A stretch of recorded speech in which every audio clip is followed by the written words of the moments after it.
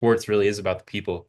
It's not always about the stats, I think as I've covered sports more and more, I've leaned less on stats in my feature stories and gone more towards what are these people like as people. Syracuse University broadcast journalism major Tim Wilcox has turned his love of covering sports into a love of covering people. Whether he's interviewing Julian Edelman, reporting on Syracuse football recruiting, or filming stories on new restaurants, he keeps a smile on his face and an open mind. I feel like there has to be like a level of sicko that comes into anyone that wants to go into media. What is your sicko? Like, why why are you nuts for this? Why am I nuts for this? It's a good question. Just, I don't come from a very big sports family, and I think somewhere in me, when at a young age, I just really gravitated towards sports. I don't think it was because of the way I was raised, really.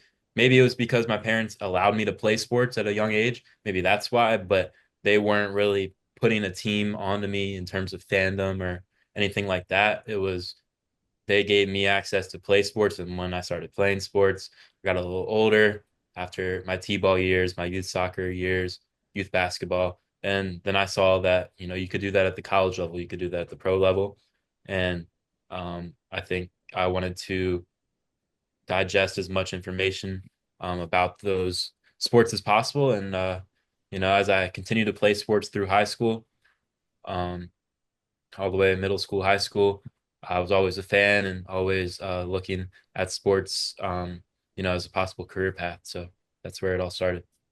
Any like specific like one-off experiences really like mold that, or was it more just like the continuity of how you were raised?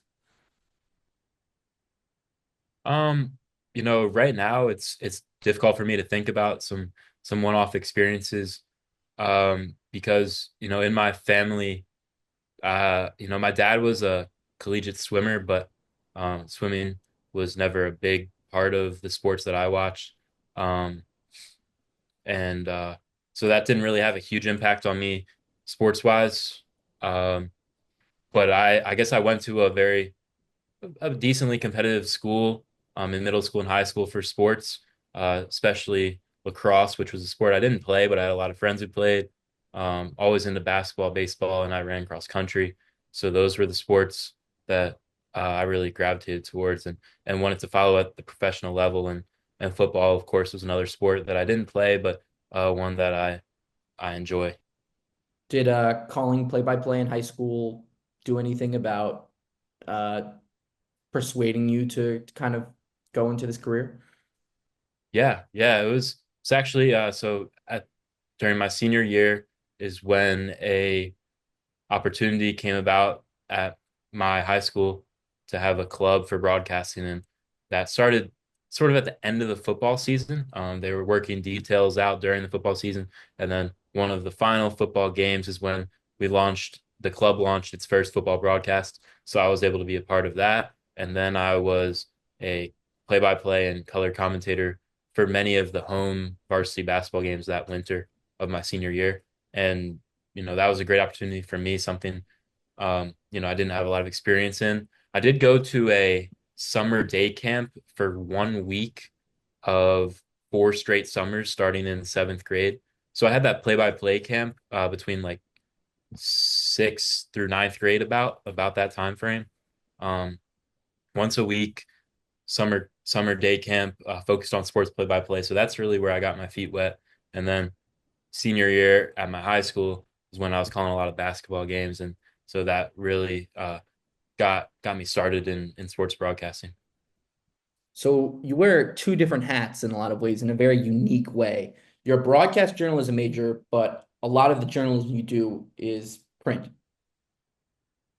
Yeah, Uh, what is wearing those two hats simultaneously taught you overall just about journalism? yeah. Well, the first thing that comes to mind is wearing the two different hats. It's enabled me to meet a multitude of people. I know plenty of people, especially here at Syracuse. Now that I'm a junior here, I've met plenty of people who are interested in the writing side of sports journalism, and then I've met plenty of people who are more on that radio TV side. And so that has just really, I feel, grown my network in each of those categories. And in a lot of ways, they mesh because it's a lot of the same skills involved in both. And for me at this point, I'm looking to be on camera more. I have a TV internship going on right now, as well as one in the summer. So I'm looking to use the skills that I've generated in writing and those interview skills, reporting skills, and be able to translate that a little more to the TV side right now. Are the skills that transfer more subconscious or conscious? Like, is it like, oh, I'm doing this because I know this from print, or is it more just like, well, this is just how things are supposed to go? Yeah, I think they're becoming subconscious because of how much practice I've had now. Um, when I go into a press conference, it's not really, maybe at first it was a little bit more of nervousness and being making sure I'm asking all the right questions. Whereas now I feel a lot more comfortable and confident in those press conferences that I'm going into. And then when it comes to just putting together, editing on Adobe for a package or things like that, I feel a lot more confident than when I started. And then you include the writing aspect and all of that, and I think all the writing I've done has really helped me to this point to be able to do that for a newspaper and TV script writing as well. You spent last summer covering a league rather than a team, which is something that you've done a lot at Syracuse. How do you view those two different tasks, covering a team versus covering a league? Yeah, yeah. Well, covering a team is great in a lot of ways because you're gonna know the roster inside and out. You're gonna know a lot of the coaching staff inside and out, and you'll know a ton just by following a team for months at a time throughout their season. So you build a lot of strong relationships and you pick up on a lot of different tendencies and things like that.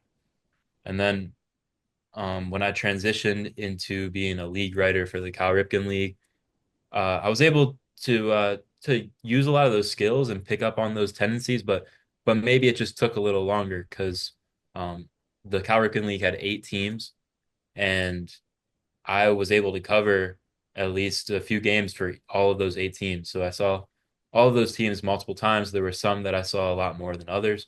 And by the end of the 2 month season, or toward the end of that season, I was really able to pick up on those tendencies. I knew almost every coach in the league. Um, I knew a lot of the top players in the league, and so that had a lot of valuable aspects to it in its own way. Seeing it from that perspective. The next time you cover a league, what is something you're gonna kind of take from that? Because it can be very like jarring at first, right? Yeah, yeah, jarring is a good word. Intimidating is another good word, I think, because it's overwhelming to see, oh, here's 8 rosters of 30 guys or something like that. Try to digest that information. And at first, you don't know who. At the start of the season, you don't know who's going to be the best players. You don't know who to watch for exactly. So it takes some time. I think when you're in a situation like that, you got to be patient and try to just take it day by day, learn as much as you can about certain teams in your league if you're covering a league, and you gotta look at it from a more patient way as compared to a team. You're gonna be able to tell within maybe 2 days who the best players are, but in a league, it's gonna be a lot different. It's gonna take you a few weeks rather than a couple days.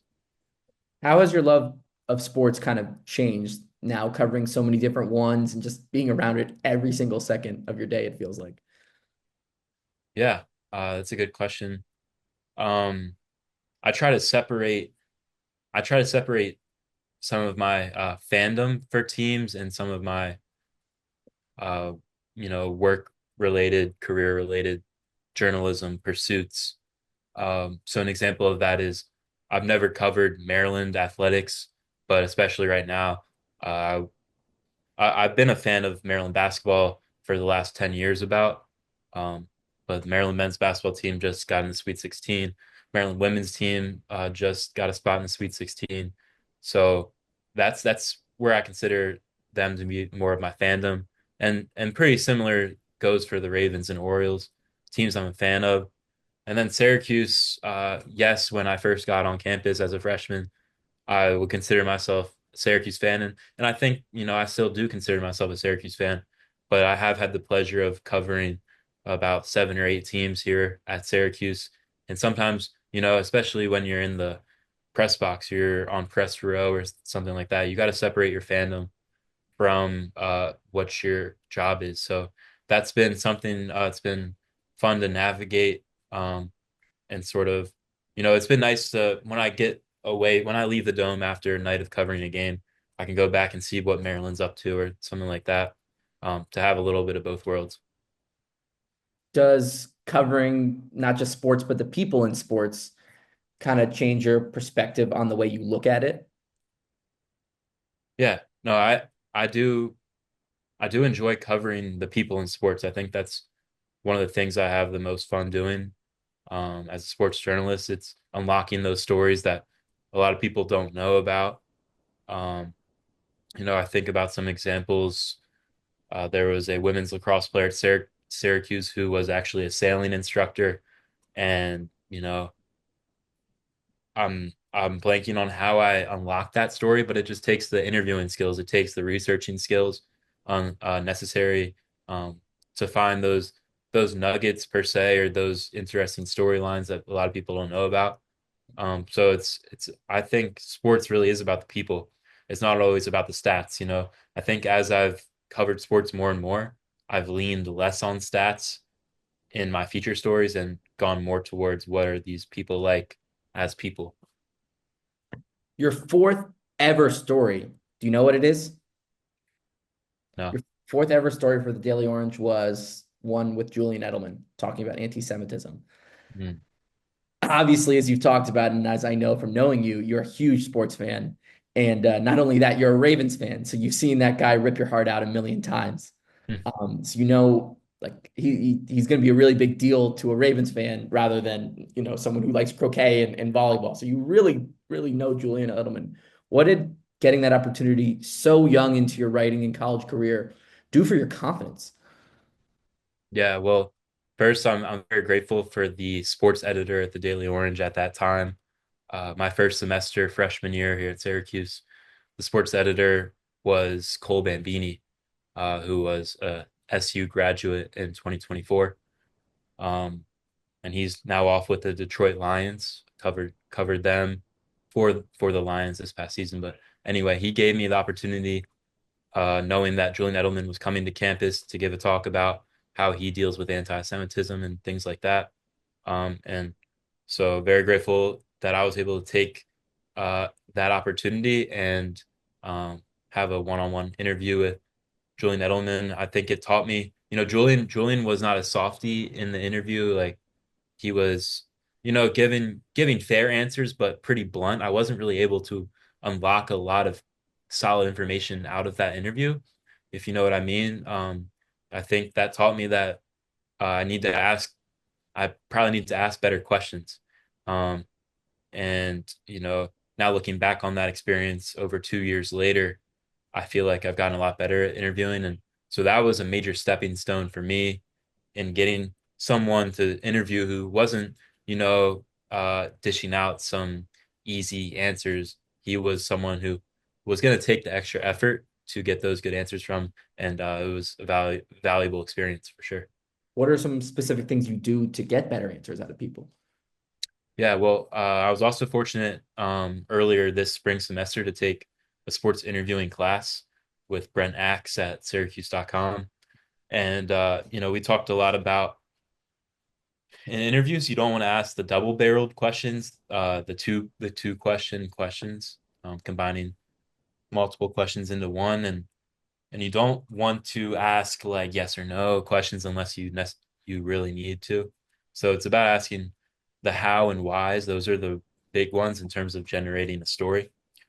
And so just trying to do that and also do your homework, be prepared, um, and really just be curious. That's the biggest thing. A lot of people always say, be curious, um, and ask those follow-up questions. Is there just like ever sometimes like an understanding like I'm not going to get a response, so I'm not going to die on a hill for it? In a particular interview Or or just with anyone you're talking to, sometimes you realize like, this isn't about me asking good questions or the manner I'm asking them in, they're just not going to give me this information. Yeah, yeah. Um, sometimes maybe a coach or player isn't ready to give you the answer to a certain thing. I think in today's world, if you're talking to someone about NIL or recruiting, you might run into those roadblocks in interviews. For example, I was just talking with a Syracuse football commit who didn't want to tell me what camps he was attending because he was attending camps hosted by other schools besides Syracuse. And now that he's committed to Syracuse, that's really what he wanted to talk about in our conversation, not really the camps of other schools that maybe he was interested in at the time. You do sports reporting for the DL, but a lot of times when you do broadcast stuff, you're doing stuff on bird watching, or you're doing stuff on I-81, or you're doing stuff on new restaurants. Why? How come? Why not stick with the sports lane? Why mix it up? Yeah, I thought that was really important. Just to get out of my own bubble, if you will. Like sports is what I've reported on the most. So why not take my interviewing skills um, to different topic areas? You brought up the bird watching one. In the fall of 2024, I was able to go out to like a hiking trail early in the morning one day, and I believe it was the Fayetteville Library in the Syracuse area hosted like a bird watching outing, and I was able to just go on a walk on the trail with a small group and ask them about their passion for finding birds. And that was just a unique experience. You're not looking at a game or covering an event that I'm used to covering, and um, a lot of the skills still translate. Like it's a lot of observing and asking the right questions, and a little bit of research is involved too. So it was just fun to do that as well. Did did the slower pace, like the fact that you're not necessarily on a deadline of a game being over or like a shot clock expiring or a game clock expiring rather, did you like that? Did it feel weird? What has that kind of done to you sometimes? Yeah, I think having the pace slow down is what can lead to the better content. Um, when you're not pressed up against a deadline, you're not gonna make certain decisions. You're not gonna when you're pressed up against a deadline, you're gonna have to figure out very fast, do I include this information? Do I not include this information? And submit it at that deadline. But if you're taking your time with something, you have the ability to ask questions maybe that you wouldn't necessarily always ask, um, and observe things that you're not always going to observe. So that was a good experience because with that particular package, I had until midnight that day to uh, edit my story and write the script and everything that needed to go into that. So I really had time on my side. Whenever you're doing a broadcast of any type, I always notice something about you that stands out from everyone else. You are smiling more than I've ever seen anyone on TV. Where does that come from? Like, I don't know. I feel like you're just always smiling. I don't know. I think I try to bring a cheerful attitude to when I'm being on camera, because it's an opportunity, I guess, that'll, to be able to rent those cameras we rent out at the cage is not an opportunity that a lot of people have. Um, and the cage is at Syracuse that allows uh the journalism students to be able to rent out some very valuable equipment. So that's just an opportunity that I guess, um, I don't take for granted, and um, it's fun being on camera too. I know that you're willing to cold DM people for stories. Like, you have to do this a lot for your football recruiting beat. When cold DMing people, how do people usually receive it? Yeah. Honestly, I don't really have any particularly bad experiences when cold DMing people. The worst that can happen is usually just get ignored.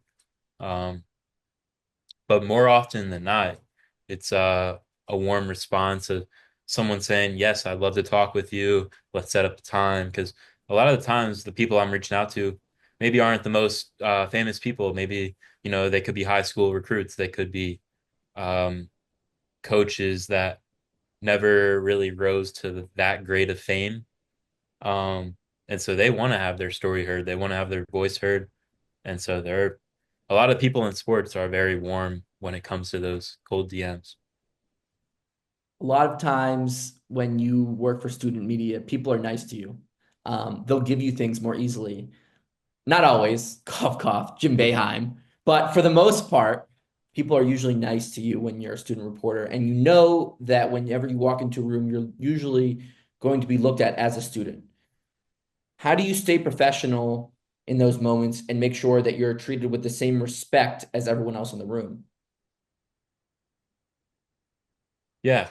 Yeah. I mean, as a student journalist, I treat it as if I am a professional pretty much. Like, um, I'm giving the utmost respect to the coaches and players that I'm speaking with, as well as whoever else is, say, at a press conference. You know, I'm not I'm not going to be asking a million other questions if there's other people who have questions, and I'm going to give other reporters the space to be able to ask their questions, and I'm also going to ask my own questions, but I'm not going to overdo it. I'm going to be respectful of everyone else involved in those press conferences, and even when it's an individual one-on-one interview, like same level of respect. So in a way, I do treat myself as if I'm already a professional.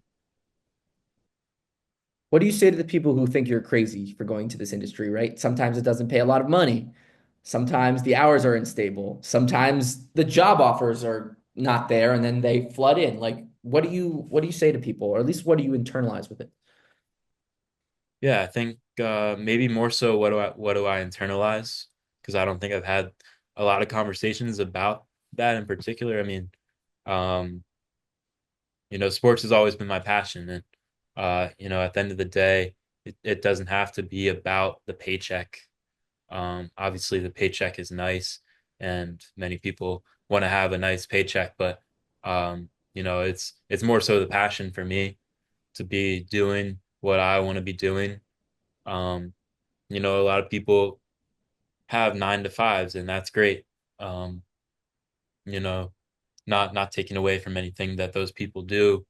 Um, and maybe I end up working in a job that's a 9 to 5 or something comparable to that. But in a lot of ways, sports journalism is not that. If I continue to stay in sports journalism, then I think I will have to expect not to be working in those hours, and that's just comes down to my passion for sports. This is my last question for you. Media is changing. People can not only watch whatever they want at any time, but they can pick where. They just have so many people have so many more choices than ever before. How are you adapting with that, with the new consumer? It was within the last like 6 months. I started posting a little bit to TikTok. Um, and maybe some so I have like 5 posts or something like that on TikTok. Um, but I think in a way some of my posts are a little journalism-y, um, but also just fun. So just expanding out to TikTok, expanding out to YouTube is something I've done. I've made a few YouTube videos outside of my packages that we talked about, like the bird watching one. So using those platforms that I wasn't really on much in the past, I wasn't really on TikTok or YouTube much. Being able to learn those platforms has been valuable to me, and also just you know, Twitter is a very valuable tool to me. I think it's important. That's a place to be able to reach a lot of people, and I think the more social medias you can build in a professional way is great, and you can't forget about LinkedIn. Um, I know we're both avid users of that. Like, I think that's a valuable tool as well, in terms of what you can learn from that, what you can read and consume. So, yeah. Thank you for your time, Timmy. Thank you, Holden. It's great.